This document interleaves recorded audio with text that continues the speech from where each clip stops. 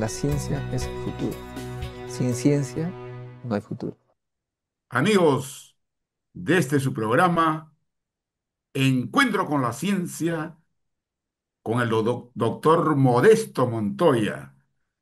Él está afónico y no puede salir al aire. Por tanto, invitó a su colega y amigo Agustín Zúñiga para suplirlo, y lo cual va a ser muy difícil, como ustedes saben, por la calidad que tiene el doctor Modesto. ¿De qué vamos a hablar el día de hoy? El doctor Modesto Montoya tiene una trayectoria muy amplia en el ámbito nuclear y desde el año 1982, en lo que fue la sede del Instituto Peruano de Energía Nuclear en la Avenida Canadá, tuvimos la oportunidad de compartir trabajo en esa institución y por tanto estuvimos cerca del nacimiento de lo que es el reactor nuclear peruano denominado RP-10. Pero ya al lado nuestro, en San Borja, teníamos el reactor nuclear llamado RP0, porque la potencia de ese reactor es 1 vatio y fue el primer reactor que se instaló en el país en el año 1978. Y la propuesta, indudablemente, fue en aquel entonces de servir esta instalación como formación para los nuevos valores, porque se tenía pensado que había un proyecto mucho mayor. Y ese proyecto mucho mayor consistía en la instalación de un reactor nuclear de una potencia mucho mayor y se tenía que formar gente. Y formar cuadros requerían de una instalación donde se pudiera precisamente compartir la teoría. Es así como comenzamos a trabajar en ese reactor desde el año 1980 en mi caso. Y para decirles, en cuanto a mi formación, les diré que luego de terminar mi carrera el año 1978 en física en la Universidad Nacional de Ingeniería, nos iniciamos con un curso de maestría en energía nuclear en alianza a la Universidad Nacional de Ingeniería con el Instituto Peruano de Energía Nuclear, y los que aprobamos dicha maestría pasamos a formar parte del staff en términos permanentes, y entre ellos estaba mi persona en el área de física.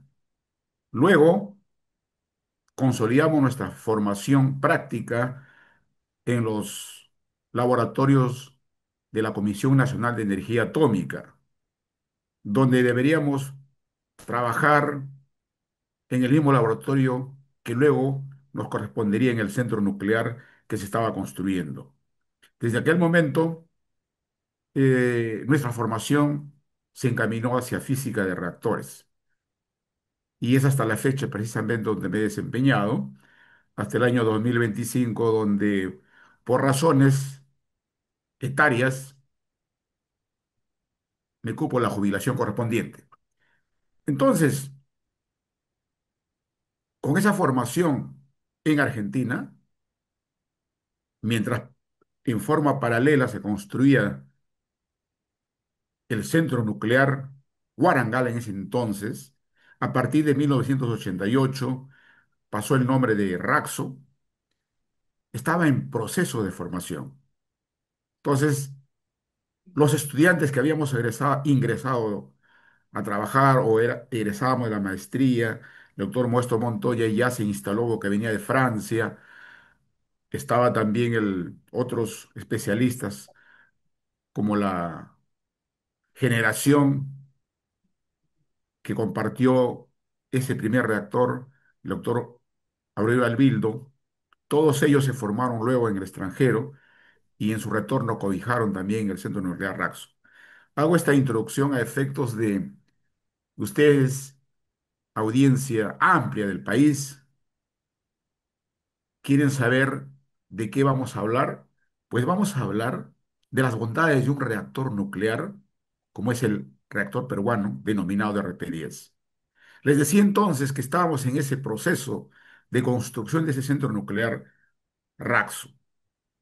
El centro nuclear no solo tenía como aplicación al reactor, también se añadieron a unos laboratorios que acompañan el conocimiento de la tecnología nuclear. Es así que el año 2003 se instaló, se creó, se formó el laboratorio de calibraciones y patrones secundarios, que le da soporte a el control, la medición de las radiaciones. Sin tener equipos calibrados, no se puede trabajar con las radiaciones. El año 2003, entonces, ese laboratorio, en ese entonces, el presidente del Instituto Peruano de Energía Nuclear fue precisamente el doctor Mosto Montoya. Entonces, el año 86, prácticamente los trabajadores de la Avenida Canadá, donde estaba la sede central del Instituto Peruano de Energía Nuclear, que a la fecha todavía continúa ahí, nos trasladamos en gran mayoría hacia Huarangal a montar nuestros equipos, nuestras experiencias en los laboratorios que estaban gestando. Entonces nosotros en el grupo de física de reactores teníamos nuestro laboratorio contiguo al laboratorio de física nuclear, que también en ese tiempo lo comandaba el doctor Modesto Montoya. Mi persona estaba en el otro laboratorio contiguo en el que se formó el grupo de física de reactores. En ese entonces también física de reactores cobijó a jóvenes egresados de la Universidad de San Marcos, que luego ellos estuvieron algunos años y migraron al extranjero para continuar sus estudios. La rutina constante o el camino inexorable, digamos, de los jóvenes que estudian ciencias, cuando quieren avanzar, tienen que hacerlo fuera del país. Y en el tiempo que les da estar aquí con nosotros, ellos aprenden nuestras realidades, sienten nuestras realidades, y por eso cuando llegan al extranjero, siempre se preocupan por colaborar con nosotros. Y entonces es una cuestión beneficiosa. No solo hay que preocuparse de que migren nuestros científicos, más importante es que haya más científicos y cuando migren ellos, colaborar con ellos, ¿no es cierto? Entonces, nuestra charla va en esa línea. ¿Qué hacer con un reactor nuclear de investigaciones? ¿Qué estamos trabajando? Eso es el tema que vamos a plantearles. Entonces, estamos en la etapa inicial, cómo se gesta ese reactor. Les decía entonces que esa es nuestra instalación principal y el año 1988 se pone por primera vez a crítico ese reactor nuclear de investigaciones.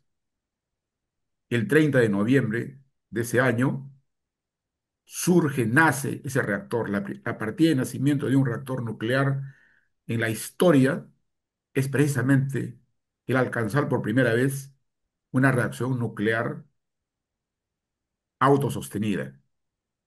El 2 de diciembre de 1942, la partida de nacimiento de los reactores en el mundo la dio Enrico Fermi con su equipo en el ya renombrado Proyecto Manhattan, que ustedes han escuchado hasta la saciedad, han visto la película con Oppenheimer como título, es ese.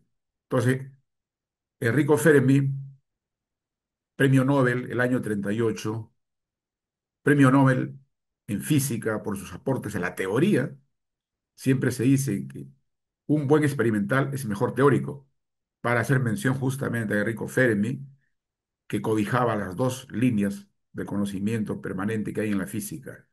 El conocimiento en física siempre tiene la línea teoría y la línea práctica. Enrico Fermi es el bastión de ambas. Entonces, él con su equipo le ganó, digamos, la carrera de puesta crítico, de poner en condiciones controladas la fisión que ya se había descubierto previamente por Otto Hahn en los laboratorios de Alemania, el año 38.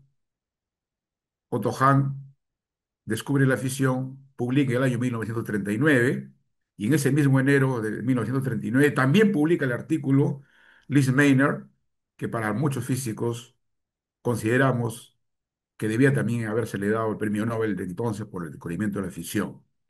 Pues bien, estábamos entonces mencionando a esos dos líderes que en el lado occidental. Enrico Fermi se le encargó poner en evidencia la reacción de fisión, pero sobre todo mostrar que la relación de Einstein, famosísima que ustedes deben saber, E igual a mc cuadrado, velocidad de luz al cuadrado, cuando la masa se pierde, esta se convierte en energía.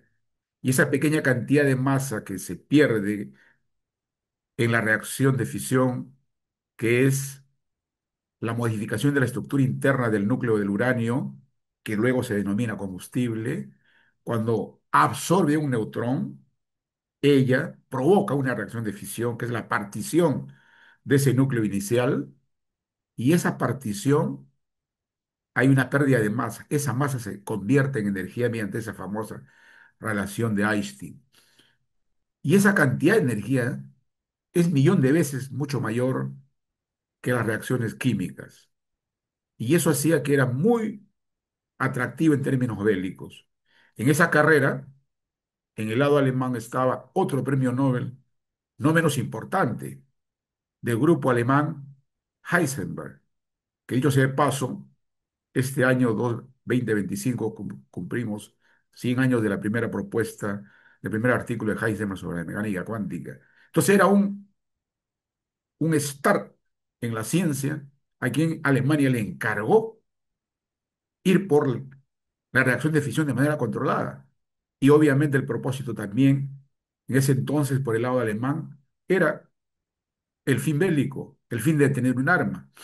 Pues bien, en el lado occidental, el que comandó ese equipo de jóvenes muy hábiles, en la que siempre me recuerdo de Feynman, en ese grupo estuvo también, pero Fermi conduce, y lo conduce de manera tal que logra en diciembre del 42 controlar esa reacción de fisión. Entonces, les digo esto a efectos de siempre recordar que el nacimiento de los reactores nucleares, independiente de ser dedicado a la generación de energía eléctrica, cuanto a la producción estrictamente de neutrones, que luego lo vamos a denominar como reactores nucleares de investigación, se le da a Fermi, ¿no? El año 42.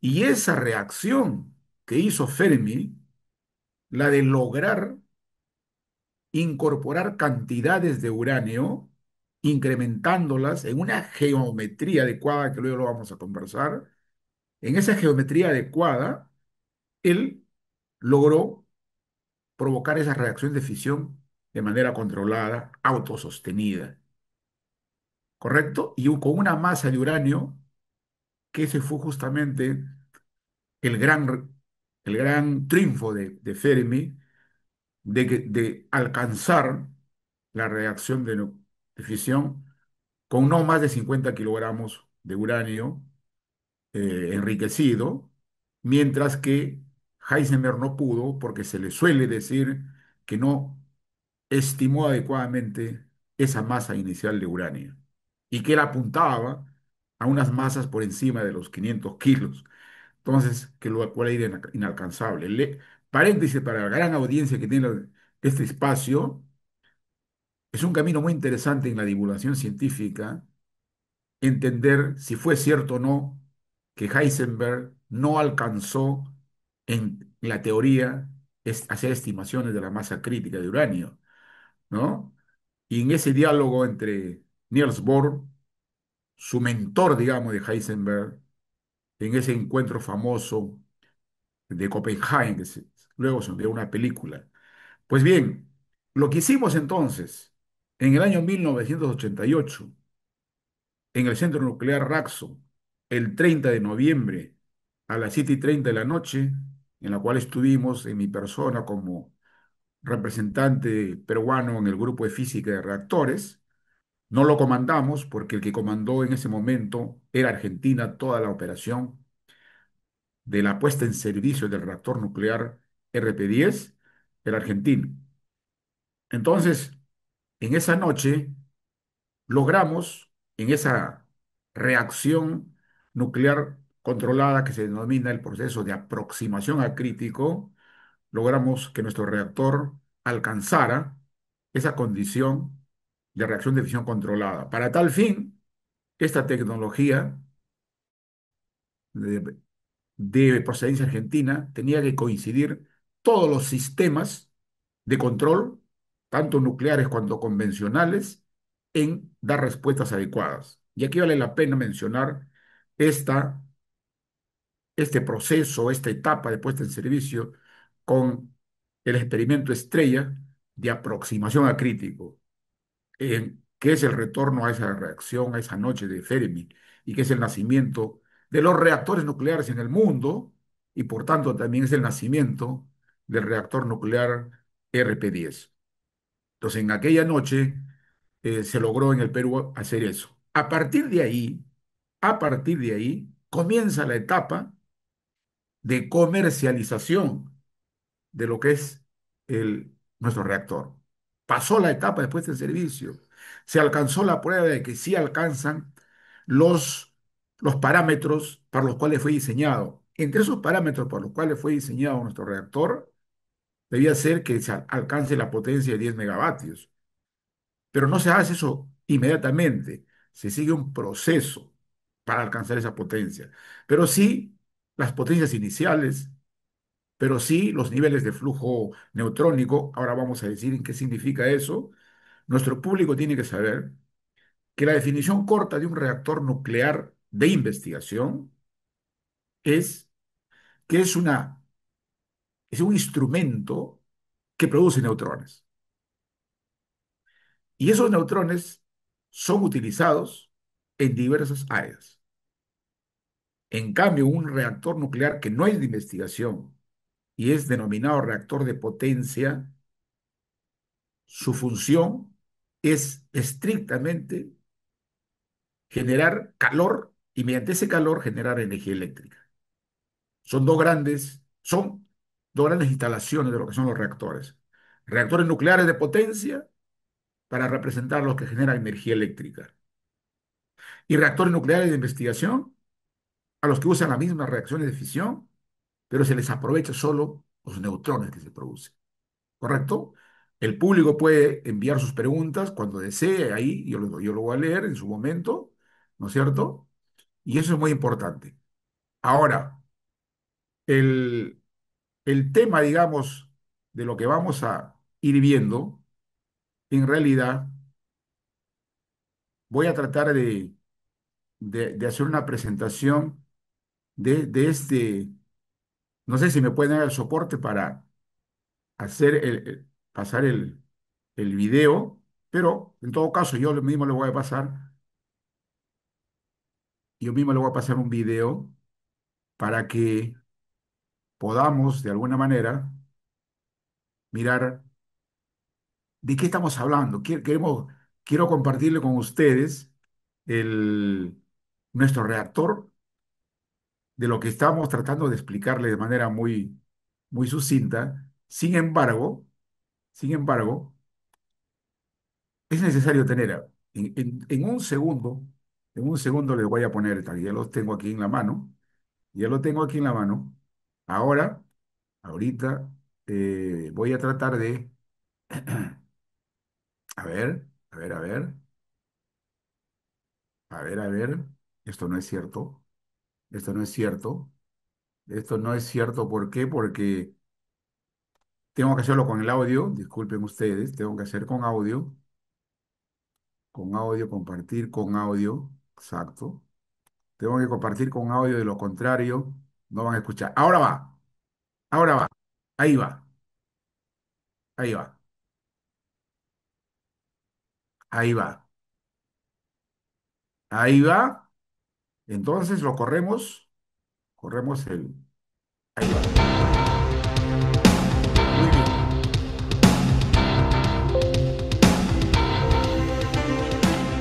Nos encontramos en el centro nuclear Óscar Viroquesada de la Guerra. Dentro de este centro nuclear se encuentra la dirección de producción, de procesar material irradiado para generar estos radiofármacos que luego son distribuidos al sector salud. Tenemos el yodo, tecnecio y el germanio.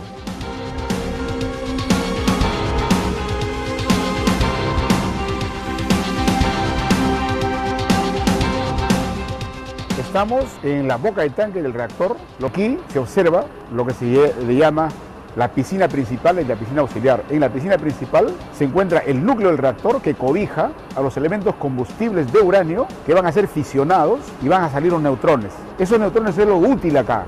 Esta es una máquina compleja que produce neutrones. Esos neutrones van a golpear a las muestras que se les ponga para hacerlos radiactivos. Pero también los neutrones van a salir mediante haces de neutrones a las diversas puertas donde pueden ser usados para otras aplicaciones, desde la física, la química y el control de calidad de algunos productos. Este reactor está diseñado para sismos por encima de grado 9. Es una construcción sólida de hormigón armado, se denomina, cemento más fierro. El tanque del reactor tiene una altura de 12 metros, un diámetro de 4 metros y 1 metro de espesor. Lo que estamos ahorita nosotros mirando hacia arriba se le llama la contención. Es una torre de 32 metros de altura y 28 metros de diámetro, por 40 centímetros de espesor la pared. Entonces cualquier posibilidad de radiación no sale de aquí. Estamos bajo presión respecto a la parte exterior, es decir, que cualquier gas que hubiera acá, al estar en menos presión que la parte externa, van a ingresar los gases o el aire, nunca salen.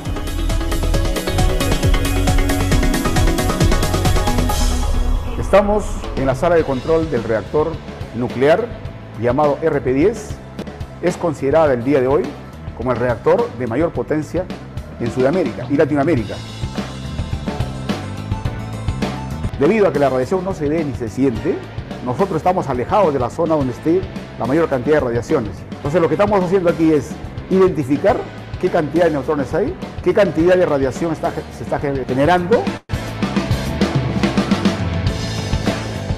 Una vez que los neutrones salen de la fisión, esos neutrones van hacia blancos, que son materiales que ingresan desde afuera y que son utilizados para luego ser transformados a radiactivos. Esos blancos, inicialmente estables, con los neutrones que son golpeados, pasan a ser radiactivos o inestables. Esa radiactividad, que puede ser gamma, beta o alfa, son usados de acuerdo a las características del usuario. Esa manipulación a radioisótopos comercializables lo realiza la planta de producción de radioisótopos.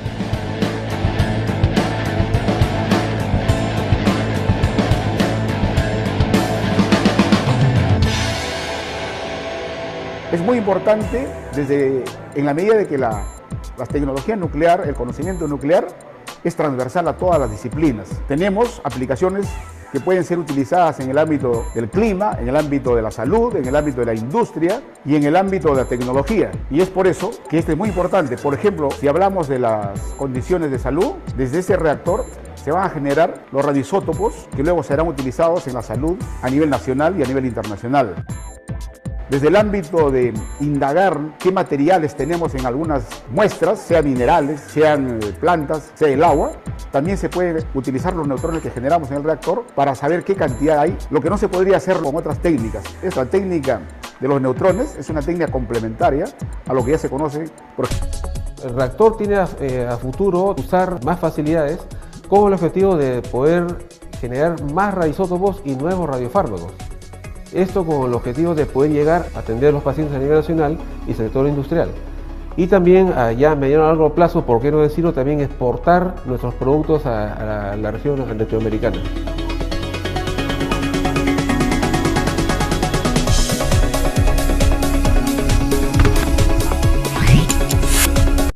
Muy bien.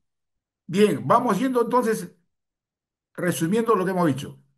Lo que vemos ahora es la parte externa de las facilidades que el núcleo que está en la pileta principal lanza hacia afuera. Hacia afuera podemos montar diversas instrumentación para efectos de usar los neutrones que salen. Había dicho que esta era la facilidad de neutrografía, la facilidad de dispersión de neutrones, y les muestro tal cual está, porque en un momento determinado estuvieron operativas. En la actualidad están en un proceso, digamos, de adaptación.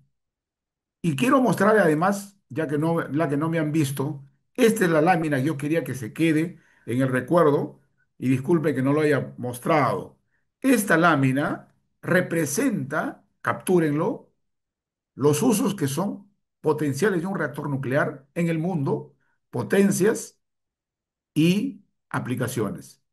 Las líneas rojitas que ven acá son las que actualmente están siendo usadas en el reactor o implementadas, activación neutrónica y producción de radioisótopos. Las otras, incluido de educación, se deben fortalecer. En un momento estuvieron operativas. Eso quiero que recuerden y es el reto que vamos a tener. Luego, quería mostrar también algunos aspectos importantes en lo que concierne al a ver cómo vamos con el tiempo. Si hubiera alguna pregunta, pero voy a mostrar otra laminita, ya que no les he podido mostrar. A ver, quiero mostrarles este video de una aplicación que se hizo en el reactor y que merece la pena que lo tomen en cuenta.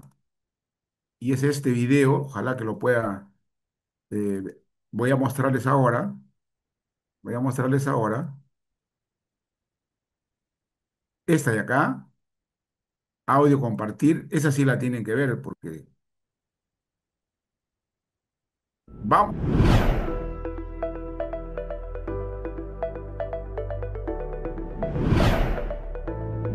Instituto Peruano de Energía Nuclear. No hay seguridad si no hay calidad.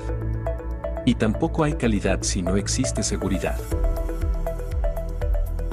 Laboratorio de Educación y Entrenamiento Remoto del Reactor Nuclear RP-10.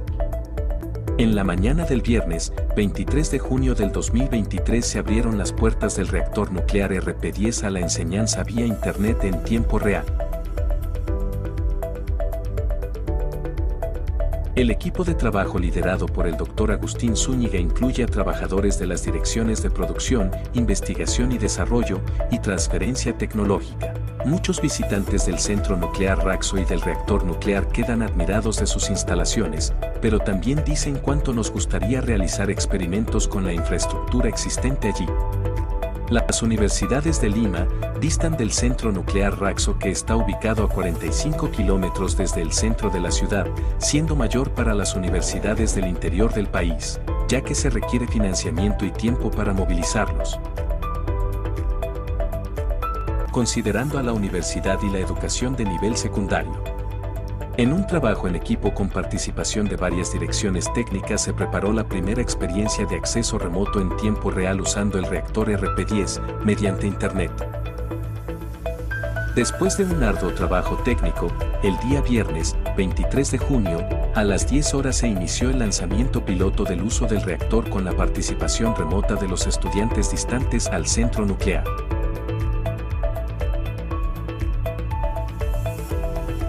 La experiencia consistió en 3 experimentos. Primero, voltaje de trabajo de la cámara de fisión de la cadena de arranque.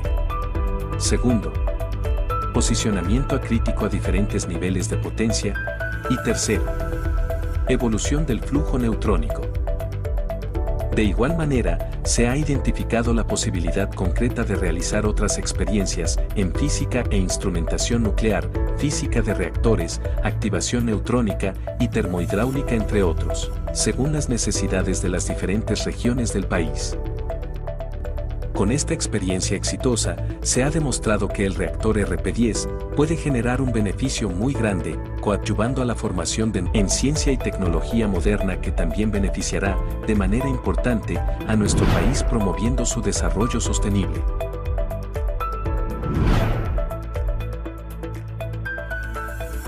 Podemos afirmar que el día viernes, 23 de junio del 2023, se ha puesto un hito importante en el campo de la ciencia y tecnología en el desarrollo en nuestro país, siendo un gran aporte de la vida útil del reactor RP-10 y del IPEN. IPEN. Tecnología nuclear para el desarrollo sostenible del país. Muy bien, Instituto Peruano de Energía Nuclear. Ministerio de Energía y Mina. muy bien. Ahora, si hay algunas preguntas o en su efecto, quería yo presentar una última lámina. Quería presentar una última lámina a ver si se podría. En todo caso, quiero ver si hay algunas preguntas. Ajá, perfecto. Esa pregunta es muy interesante y diríamos que en el mercado, ahí tengo algunas láminas al respecto, siempre ha habido gente que ofrece radiofármacos y que provienen los radiofármacos o los radioisótopos desde fuera del país y no superan el 15% a 20% del mercado. De modo que el IPEN dispone del orden de 60-70%. No obstante, en algunas situaciones cuando el reactor para, y lo hace, cuando hace cambio de combustible, y no es tan frecuente, se avisa a los clientes con un mes de anticipación que va a haber esa parada, a efectos de guardar, digamos, el cuidado correspondiente. Eh, la pregunta clave siempre ha sido de cuál es nuestro nivel de producción científica. Cuando hablamos de producción científica, yo voy a retomar la definición de Albornoz, el científico argentino, y él responde de esta manera. La producción científica podemos desglosarla en dos grandes bloques, a nivel de artículos y a nivel de patentes, porque esa es la forma como uno contribuiría en esa producción científica. Entonces, lo intangible denominado artículos de investigación, uno muestra, habría un número reducido, más o menos de un orden de 4 por año, en la tasa que está ahora, ¿no es cierto? Que en un momento llegamos a 7 o 8, ahora está en 3 4. Y eso puede ser una demostración de dos cosas. Uno, que no se ha instalado una cultura, digamos, por las publicaciones. Y decir cultura, a mi modo de ver, es hábito reiterado que se convierte en creencia. Creencia es saber que las publicaciones te van a hacer, te van a potenciar y luego se convierte en cultura. Entonces nos falta esa creencia porque no tenemos la cultura de que las publicaciones, digamos, te refuercen el recorrido en tu carrera dentro de esa institución. En otras palabras, se requiere instalar esa cultura. Y la segunda, los indicadores tangibles, es decir, réditos económicos vía las patentes. Hay algunas patentes que nuevamente también reflejan esa cultura que no disponemos y además las patentes deberían ser adquiridas siempre que sean rentables. Entonces, esos dos no las tenemos al nivel que se esperaría. Y el otro factor clave, clave diría yo, y mucho más que los anteriores, es el capital humano, ¿no es cierto? Entonces, una de las debilidades mayores que tiene eh, el centro nuclear y las aplicaciones nucleares es la poca continuidad. Es decir, los que forman, se formaron muy bien en la primera década, podríamos decir, porque hubo niveles de maestría, etcétera, que luego se ha descuidado eso y ya no se alcanza ese nivel previo para llegar a la institución. Y entonces eso hace con que debiliten los equipos. Entonces no concluyen, no alcanzan los niveles adecuados para esa producción científica, ¿no? Y eso hace con que se estén recomenzando permanentemente. Eso creo que es la respuesta, salvo que hay otra pregunta. Podría hacer un resumen rápido con las diapositivas no vistas. Ah, ya, correcto. Las diapositivas no vistas se trató de mostrar que nosotros requerimos hacer investigación, hacer trabajos basados en la demanda. Eso es fundamental. Es decir, identificar qué requiere nuestro país, qué requiere la geografía de nuestro país, y en base a eso decir, esta es la técnica, esta es la facilidad que puede aportar a eso. Yo creo que de esa manera sí podríamos mostrar a la colectividad peruana de que es útil. Es más, yo diría, y con eso cierro, si es que no hay alguna preguntas, ¿ya? Ajá, vamos a ver esta de acá. Quería mostrar esta de estas laminitas a ver, esta laminita de, a ver, voy a poner esto primero, reemplazar el recurso. ¿Alguien más está compartiendo? Dice acá, bueno, supongo que, ajá, esta de acá, esta laminita de acá, a ver, para los que, para los que deseen, esta laminita de acá, que yo la muestro a veces, es para mostrar eh, qué perspectivas. Acá voy a mostrarles, ¿ya? Espero qué perspectivas, y ya les haya mostrado una, que todos los reactores en el mundo, nuevos, tienen antes que construir, responder sus impacto en la industria, impacto en la agricultura, impacto en la energía, etcétera. O esa es condición fundamental en los reactores del mundo actual. Es decir, aproximarnos al uso. También quería mostrarles lo que he mencionado, que es muy importante investigar, es muy importante producir conocimiento, pero ando al blanco. ¿Y qué es dar al blanco? Es impactar en las necesidades. Eso lo llevo yo siempre. Y para impactar las necesidades implica primero identificar a quién te diriges. Este es el cliente, por ejemplo, universidades e institutos de investigación, con el reactor. ¿Qué le entregamos?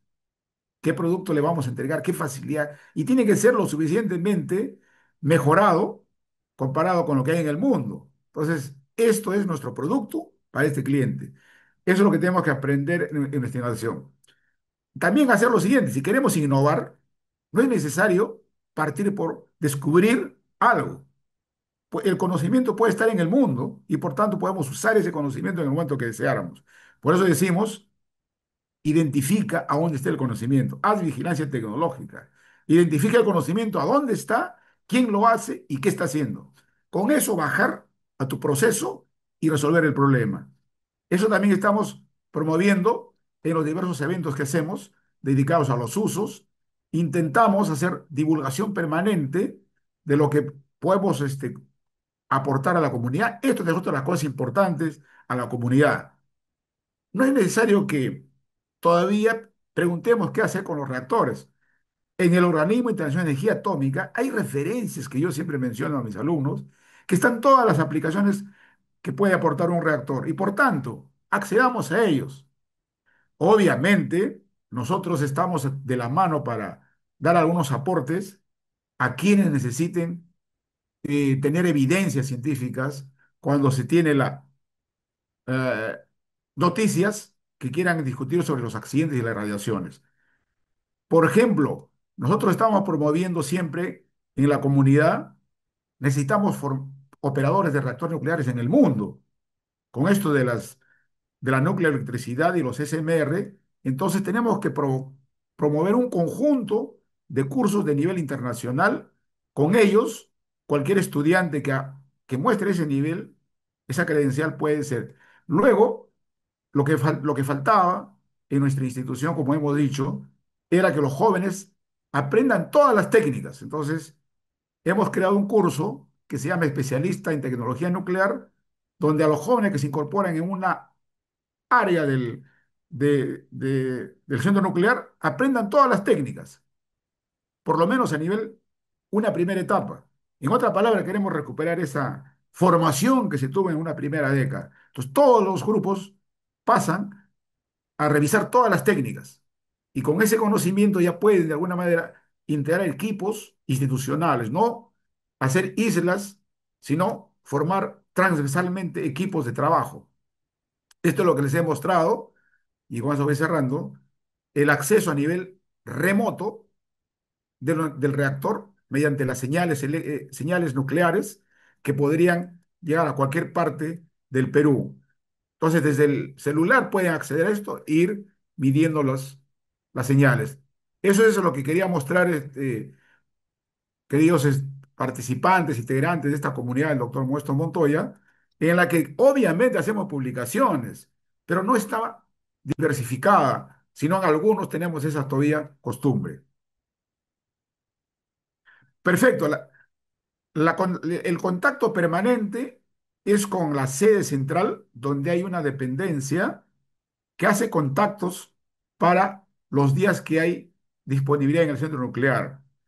¿No es cierto? Mi persona, porque he trabajado en el IPEN, estoy en calidad de jubilado, pero por los años que tengo, puedo servir de alguna manera de contacto para poder hacer estas exposiciones y a su vez buscar algún espacio. Iris, doméstico usando energía nuclear, eso me parece muy interesante. Cuando hablamos en el momento actual de la contaminación ambiental, y el efecto invernadero provocado por el uso excesivo de combustibles fósiles, tal como CO2, entonces hace con que nos orientemos al uso cero del CO2, es decir, utilicemos energías limpias. ¿Y qué es energías limpias? Las renovables, solar, eólica, etcétera, pero complementadas con esto de la energía nuclear. Y la energía nuclear, como promotora de energía eléctrica, ahora hay reactores menores que las grandes centrales. Las grandes centrales son de 300 megavatios para arriba, eléctricos.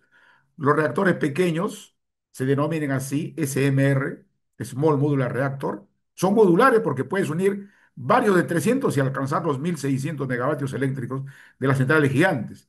Pero en caso que no requieras, puedes tú usar uno de 300. Entonces, esa es una propuesta. Hay como 80, 90 modelos en el mundo, de los cuales tres o cuatro ya están siendo instaladas, reconocidas por la normatividad internacional. Ojo, nosotros como Perú tenemos normatividad, o sea, exigencias que la Agencia Internacional de Atómica, mediante el organismo, mediante la OTAN, es muy interesante.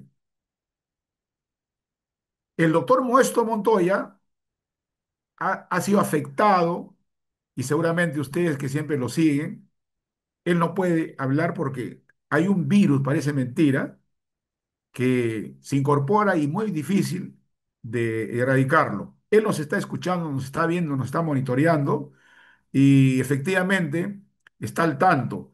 Mi persona, como ustedes también saben, ¿no es cierto? Soy físico y con el doctor Muestro Montoya tenemos una procedencia también del Ande, ¿no? Mi persona es de Chiquián, una montaña, digamos, de la cordillera del Guayguas, y el doctor Muestro Montoya está en una colina, Salpo, aunque no tiene sus nieves. En esa parte siempre conversamos, entonces seguramente que está escuchando al doctor Muestro Montoya y les agradece a ustedes su preocupación.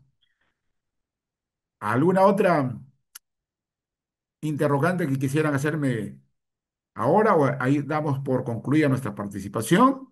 Agradeciéndole al doctor Muestro Montoya la oportunidad que me ha dado. Sin embargo, esto puede ser para posterior a otra, donde disponga de las imágenes para poder llevar. Entonces, yo he usado en esta oportunidad mis presentaciones de clases y que a veces, ¿no es cierto?, no coinciden exactamente con lo que usted necesitaría. Sin embargo, estoy a disposición de la colectividad académica, ¿no es cierto?, y que ustedes sigan a los famosos ESI. Nosotros obligatoriamente tenemos que participar del Encuentro Científico Internacional, de ahora que se viene enero, ya pasó el del invierno que le llamamos, ¿no es cierto? Ahora viene el Encuentro Científico Internacional, entonces ahí los que hacemos ciencia y tecnología nuclear estamos, ya vamos a participar seguramente, ya estaremos haciendo, entonces les invitamos a todos a estar al tanto para la correspondiente inscripción. A ver, yo quisiera también adicionalmente decir que en dos cursos que he abierto en alianza con el IPEN, o mejor dicho, dándole una consultoría al Instituto para la Energía Nuclear, hay dos cursos que están en andamiento, que es gratuito para operadores de reactores nucleares de investigación y para oficiales de protección radiológica. Y quiero mencionar esta. En cada uno de esos cursos están inscritos del orden de 150 personas. Yo a eso menciono lo siguiente. Es como que estuviéramos abriendo ¿no? Con puertas de represas gigantes que han estado cerradas y hay una gran cantidad de estudiantes universitarios, de personas mayores incluso, me dijeron, no hable solamente de los jóvenes, hay personas mayores también que queremos, requerimos, necesitamos acceso a ese gran conocimiento. Y el doctor Moesto Montoya, con sus páginas, muestra eso, que hay una necesidad en la colectividad, en la sociedad, de aproximarnos al conocimiento. Y en estos eventos del Encuentro Científico Internacional se pone en contacto lo más avanzado en el mundo en conocimiento que tiene el Perú. Nuestros estudiantes, nuestros profesionales que están en el mundo en diversos laboratorios, siempre acceden a estos encuentros para poner en atención lo que están haciendo. Y esa convocatoria, sí o sí, forma equipos de trabajo en nuestro país, ¿no es cierto? Entonces nosotros que trabajamos en el Perú, nos unimos con ellos para recepcionar ese gran conocimiento. Y en las páginas correspondientes del Encuentro Científico Internacional se puede encontrar los resúmenes de lo que se produce, ¿no es cierto? La cantidad enorme de movilización social que hay alrededor de la ciencia. Y esto ya tiene más de 20 años y es un reconocimiento que se le hace siempre al creador de este Encuentro Científico Internacional. Entonces, el CONCITEC y otras instituciones apoyan a este evento, a este gran evento que está, que es doble, 2 veces al año. Y en esta oportunidad, para enero 2 y 3, 2 al 4 de enero, que estamos invitándolos y hay formatos adecuados para poder llenar muy rápidamente sus nombres y resumen correspondiente.